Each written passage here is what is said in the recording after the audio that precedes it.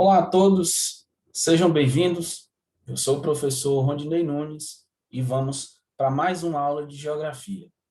Hoje, nós vamos falar sobre a estrutura etária da população brasileira. Na aula anterior, falamos sobre o crescimento da população brasileira e o povoamento do nosso território. Na aula de hoje, vamos detalhar a estruturação etária da população brasileira atual. É preciso entender o que é a estrutura etária de uma população. Estrutura etária é a divisão da população de um país em grupos de idade, ou seja, a quantidade de indivíduos que existem em uma sociedade por grupos de idade diferentes, geralmente divididos em três grupos: crianças e jovens, adultos e também idosos. Além da diferenciação pela idade, a estrutura etária também traz a diferenciação por gênero. Para isso, utilizamos um gráfico conhecido como pirâmide etária, como vocês podem observar. Essa é uma análise dos grupos etários da população brasileira no ano de 2013, uma projeção para 2040, como esses grupos etários estarão distribuídos, e uma projeção para o ano de 2050. Esse gráfico, chamado pirâmide etária, ele vai dividir os grupos por idade, como vocês podem ver aqui. Olha só, crianças, jovens, adultos e idosos acima de 60 anos de idade. Observando esse primeiro gráfico, nós podemos entender que, atualmente, a população brasileira é formada majoritariamente por adultos jovens. Ok? Da parte esquerda, em azul, homens, e na parte direita, mulheres, diferenciados por grupos de idade. Correto? Então, vamos a algumas características atuais da população brasileira que nós vamos entender a partir de então. Hoje, há um predomínio de adultos jovens, é o que nós chamamos de bônus demográfico, que vamos entender mais adiante. Atualmente, observamos também uma redução das taxas de natalidade, ou seja, no grupo da população brasileira estão nascendo cada vez menos crianças. Isso é o resultado da queda das taxas de fecundidade, o número de filhos por mulher. Também observamos uma redução nas taxas de mortalidade, ou seja, as pessoas na sociedade brasileira estão vivendo cada vez mais. O resultado disso, tanto da redução da natalidade somada à redução da mortalidade, vai ser a redução das taxas de crescimento da população e o envelhecimento dessa população. O ritmo, a velocidade através da qual a nossa população cresce está reduzindo ano após ano, e a proporção de idosos em relação à nossa população tem aumentado cada vez mais. Neste gráfico, podemos perceber a redução das taxas de fecundidade, ou seja, do número de filhos por mulher.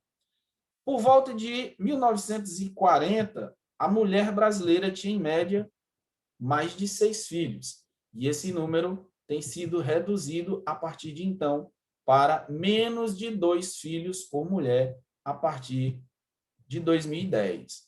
Como principais fatores que explicam isso, nós temos a urbanização, o maior custo de vida nas cidades, a entrada da mulher no mercado de trabalho e o uso cada vez mais intenso de métodos contraceptivos, como a pílula anticoncepcional, a laqueadura de trompas e também o uso do preservativo, da camisinha.